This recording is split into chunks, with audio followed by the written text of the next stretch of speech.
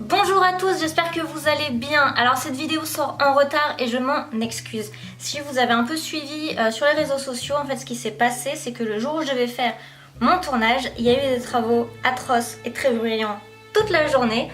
Donc j'ai pas du tout pu tourner, enfin c'était infernal, il n'y a pas d'autre mot. Et du coup voilà, la vidéo est décalée et cette vidéo sera en deux parties. Je ne sais pas encore si la partie 2 sortira vendredi ou mardi, du coup de nouveau décalé. Mais après ça va se remettre le vendredi, mais là c'est décalé. La prochaine, je sais pas, suivez-moi sur les réseaux sociaux pour le savoir. Sinon, rapidement, avant de commencer, déjà mon Utip remarche, donc vous pouvez de nouveau aller visionner des publicités dessus. Et le concours se termine ce soir à minuit. Donc participez maintenant si vous ne l'avez pas fait parce qu'après c'est trop tard. Voilà. Donc sur ce, trêve d'introduction beaucoup trop longue pour pas grand chose. Et c'est parti avec la vidéo des princesses Disney.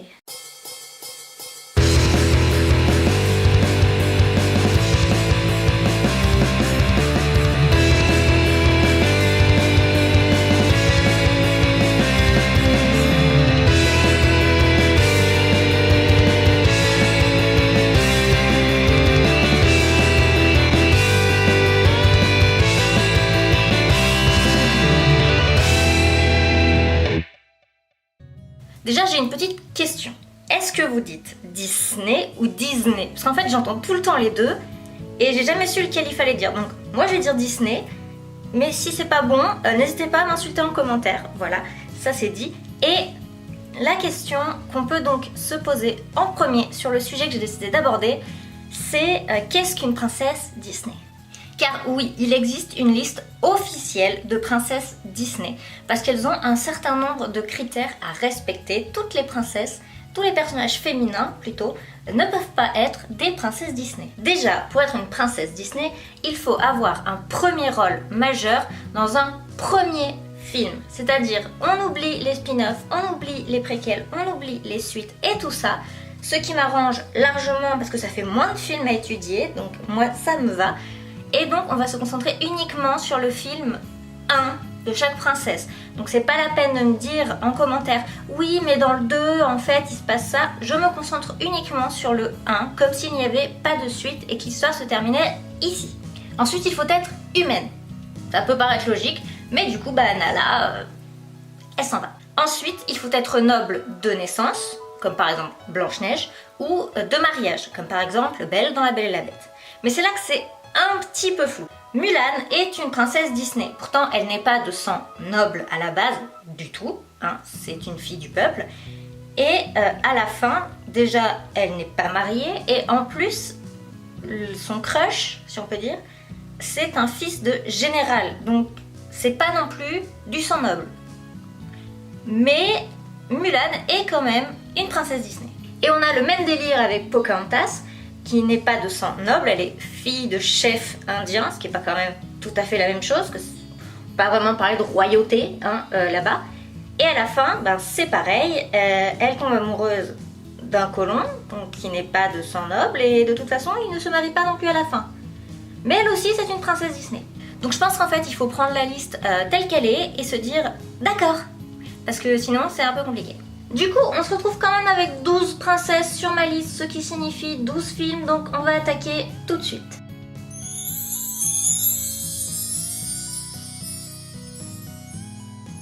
Le tout premier long métrage de Disney concerne justement une princesse Disney, puisqu'il s'agit de Blanche-Neige en 1937. Donc elle, on apprend dès le début qu'elle est de sang noble, mais que sa mère est décédée. Son père, lui, s'est remarié, mais il est mort. Et sa belle-mère s'avère être une horrible femme qui utilise Blanche-Neige comme servante, en fait. Sa scène d'apparition est donc une scène où elle fait le ménage en chantant qu'elle attend l'homme qu'elle aimera toute sa vie.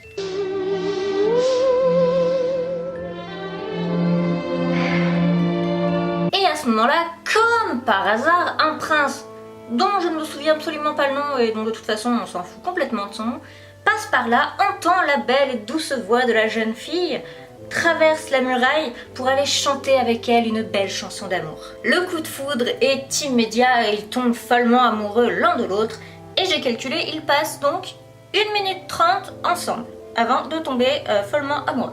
Ils sont donc séparés à la fin de cette chanson et ne peuvent pas se revoir, ce qui est logique, puisque Blanche-Neige est forcée de s'échapper sous peine d'être tuée par sa très chère belle-mère. Elle se retrouve donc à aller vivre chez les 7 nains et chanter son amour pour le ménage avec les animaux et aussi chanter l'amour de son prince qu'elle n'a vu qu'une minute 30. Bien sûr, vous devez connaître l'histoire, sa belle-mère apprend qu'elle n'est pas morte, elle se transforme en vieille sorcière, retrouve Blanche-Neige, lui offre une pomme censée faire exaucer les vœux, mais qu'en fait a pour but de la faire mourir. Blanche-Neige croque dans la pomme, tombe, et les nains la mettent dans un cercueil de verre, d'ailleurs ils ne l'enterrent pas, et regardent son cadavre. Après ça, Prince, je sais pas quoi, apprend à parler de la belle endormie qu'il a vue 1 minute 30, décide donc d'aller la rejoindre. Il la voit, il l'aime, il l'embrasse, ça la réveille, pouf, et ils vécurent heureux. Alors, ok, Blanche-Neige, c'est bourré de ce qu'on considère aujourd'hui comme des clichés sexistes.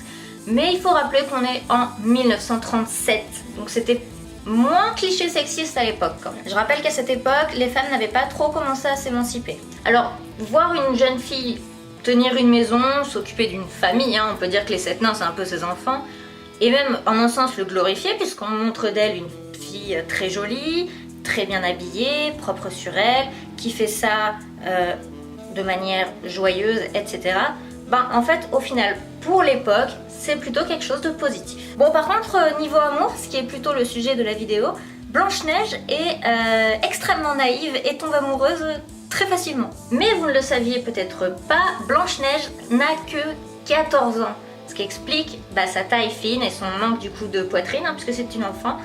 Par contre, le prince a l'air d'avoir peut-être 25-30 ans, ce qui du coup est un petit peu bizarre, qu'il emmène avec lui une enfant de 14 ans pour l'épouser, mais on va dire que c'est normal. Mais bref, pour tomber amoureuse et se marier chez Disney, en 1937, il suffisait d'1 minute 30. Après ça, pendant un long moment, pouf, que de princesse chez Disney, jusqu'en 1950, avec une jeune blondinette, Cendrillon. Même si elle, pour le coup, elle est plus vieille, puisqu'elle a 19 ans, elle a exactement la même histoire de naissance que Blanche-Neige, puisque elle est de sang noble, sa mère est morte, son père s'est remarié, son père est mort, et sa belle-mère est une connasse. Mais à la différence de Blanche-Neige, elle a gagné 2 demi-sœurs, ou je sais pas comment on pourrait dire, qui sont elles aussi des connasses avec Cendrillon. Par contre, tout comme Blanche-Neige, on la trouve à un moment en guenille en train de faire le ménage, mais ça a l'air d'un petit peu moins lui plaire que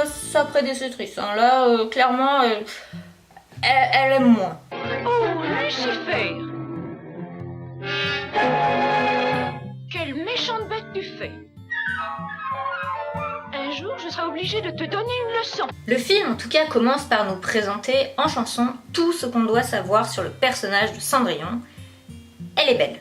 Non, non, vraiment, on n'en sait pas plus, elle est belle. C'est absolument tout ce qu'on a besoin de savoir sur ce personnage. Et comme Blanche-Neige, plusieurs années auparavant, elle chante avec des animaux, comme quoi le rêve d'une vie, c'est l'amour. Contrairement par contre à Blanche-Neige, elle va rencontrer le prince déjà beaucoup plus tard dans le film, hein, et pas dès le début. Et elle va pas le rencontrer vraiment par hasard cette fois-ci. En fait, le roi organise une fête au château et invite toutes les filles nobles de la région, puisque le but est de trouver une prétendante au prince. Cendrillon est donc logiquement invitée, mais sa belle-mère va faire en sorte qu'elle n'y aille pas, mais elle va quand même réussir à y aller grâce à sa marraine la fée. Et bien sûr, quand elle va apparaître, le prince n'aura Dieu que pour elle et va vouloir danser uniquement avec elle.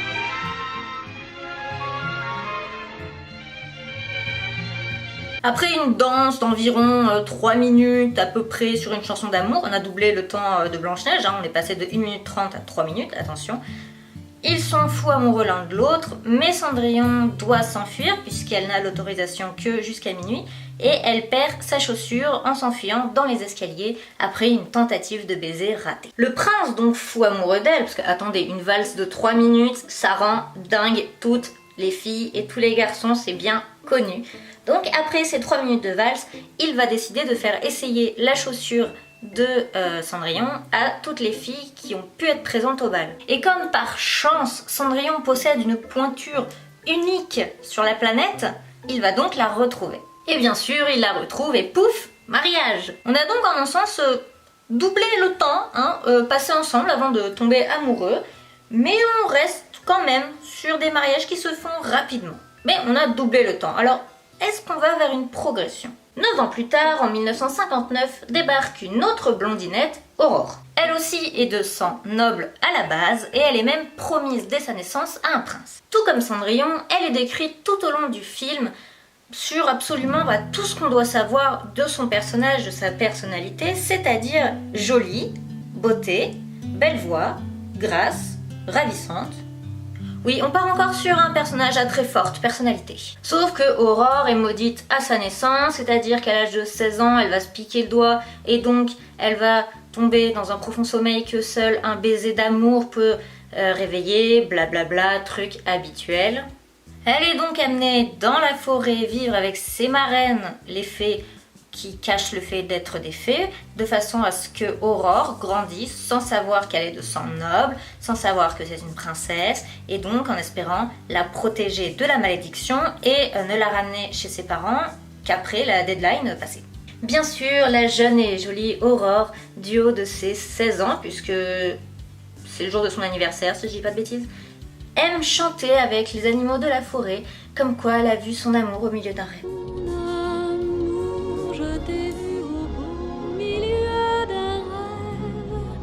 Et quel hasard, au moment où elle chante sa douce chanson d'amour, un prince qui passait par là dans la forêt entend la chanson, entend la voix douce et mélodieuse de la jeune fille, je rappelle qu'elle a une belle voix, ça fait partie de sa personnalité, et décide d'aller à sa rencontre. Ils vont passer en tout 2 minutes ensemble et après quoi ces marraines les fées vont directement comprendre qu'elle est folle amoureuse. Bien sûr, la méchante va réussir à retrouver Aurore et la plonger dans ce fameux sommeil. Le prince, pendant ce temps, lui, il boude son papa parce que celui-ci veut absolument la marier à une fille de sang noble, mais lui veut épouser la fille de la forêt. Il finit par apprendre que sa bien-aimée est endormie et va donc foncer à son chevet pour l'embrasser et la réveiller. Et devinez quoi? Eh ben c'était sa promise, la fille à qui il avait été promis quand il était petit. C'est quand même beau le hasard quand même. Et donc ils peuvent enfin se marier après avoir passé 2 minutes ensemble, donc ils se connaissent très très bien.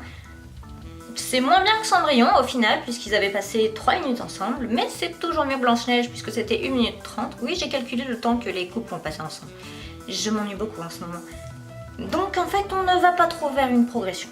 Mais l'important, c'est de nous montrer que l'amour, ça se sait au premier regard, à la première seconde, au premier instant. Avec une chanson, avec une danse, on sait immédiatement si c'est l'homme de sa vie. Surtout si c'est un prince bourré de fric qui vit dans un grand château. Oui, parce qu'en fait, à part savoir qu'ils sont riches et qu'ils ont un grand château, on ne sait pas vraiment grand chose d'eux. D'ailleurs, ces 3 princes-là, je me rappelle même pas de leur nom. Voilà, parce que je m'en fiche un peu en fait. Ils sont totalement remplaçables les uns les autres. On sait juste qu'ils sont riches et qu'ils ont un château. En fait, on voit une princesse en détresse tout le long du film qui ne peut pas se sortir toute seule de sa situation.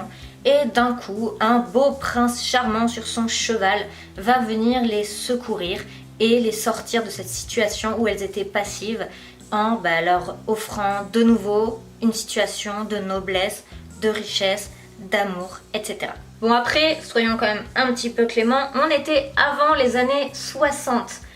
Donc, bon, on va dire qu'à l'époque, c'était pas pareil. Aujourd'hui, ça passerait peut-être pas aussi bien. Alors après ça, donc dans les années 60, rien.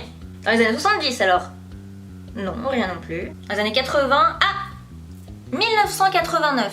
Ah bah là on a fait un sacré saut dans le temps, hein. C'est-à-dire qu'il aura fallu 30 ans entre la princesse Aurore et la princesse suivante qui va reprendre le relais avec sa magnifique chevelure rousse qui a fait fantasmer plus d'une personne. J'ai nommé la jolie Ariel.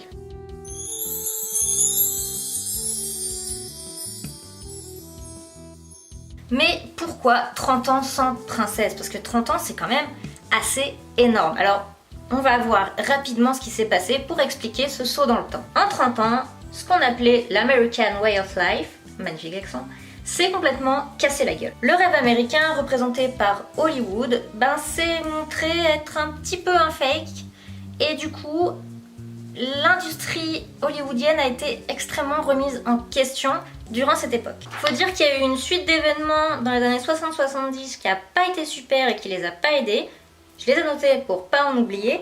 Alors on a 1963, l'assassinat de Kennedy.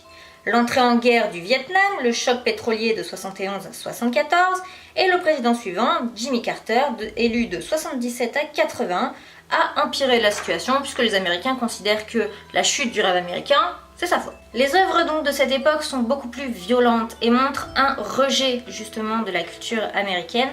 C'est ce qu'on appelle le nouvel Hollywood. Il était donc un petit peu difficile dans ce contexte-là de nous refaire sortir une belle et douce princesse tombant amoureuse de son prince charmant au premier regard. Sachant que l'image d'Hollywood était assez ternie, ce n'était pas trop le bon moment. C'est donc Ariel, la petite sirène, en 1989, qui va reprendre le flambeau une fois que la situation s'est calmée. Et on peut donc se demander, est-ce que les princesses Disney sont toujours les mêmes à ce moment-là? Pas de Il était une fois cette fois-ci, on plonge directement dans l'action, sur un bateau, avec des hommes qui chantent, dont un prince, le prince Eric, et ils ne parlent pas du tout de la princesse. Il faut attendre 4 minutes de film pour que la princesse soit enfin mentionnée. Ce qu'on apprend sur elle, c'est qu'elle a une voix exceptionnelle.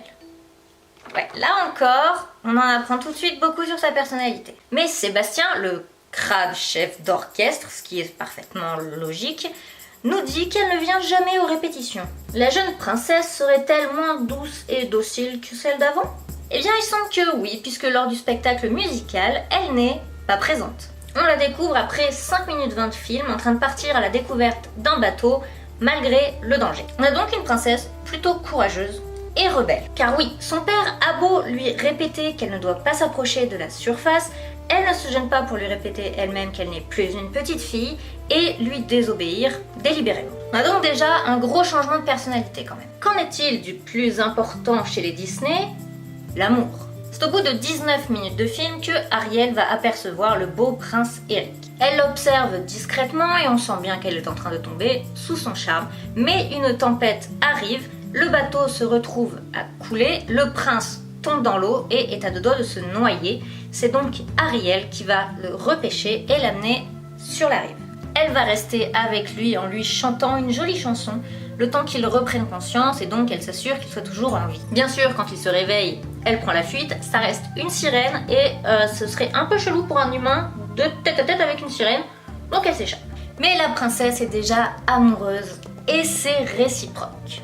Il va donc se lancer dans une quête pour retrouver la jeune inconnue de la plage avec sa si jolie voix, de façon à pouvoir l'épouser. Pour le moment, je rappelle que les princesses attendaient d'être secourues par le prince. Ici, pour l'instant, on a une princesse qui vient de sauver le prince. Petit changement. Mais rassurez-vous, on n'est qu'à 24 minutes de film. Après ça, vous connaissez sûrement l'histoire, Ariel échange sa voix pour avoir des jambes, de façon à pouvoir retrouver le prince Eric. Elle a 3 jours pour se faire embrasser et donc garder ses jambes à vie et retrouver sa voix, 3 jours qu'elle va passer justement dans le château du prince. Il l'aide bien évidemment tout en pensant que ce n'est pas la fille de la plage puisqu'elle est muette et qu'il est tombé amoureux d'une fille qui chantait. Malgré tout, on lui conseille d'utiliser tous les armes de la séduction féminine pour faire craquer le prince. Ça réduit un peu le personnage féminin à une apparence, mais en même temps, quand on est muette et qu'on ne sait pas écrire, ni même utiliser correctement une fourchette, je crois qu'on n'a pas trop d'autre choix dans son cas. Que nous ayons une aussi jolie convive à notre table, n'est-ce pas, mon prince? Mais on a quand même une petite critique, je dis bien petite, des hommes qui n'aiment que les femmes douces et naïves, ce qui reste un petit progrès. Après quoi, Ariel retrouve évidemment sa voix et épouse le prince. Ariel commence à remettre un petit peu en question les codes des princesses précédentes, puisque déjà elle sauve un homme et elle désobéit à son père qui est quand même le représentant du patriarcat. Même si à la fin, c'est quand même le prince qui la sauve par un baiser, lui rendant ainsi sa voix et lui permettant de garder ses jambes, donc on va dire que c'est mitigé. La princesse suivante, dans l'ordre chronologique, c'est Belle de La Belle et la Bête.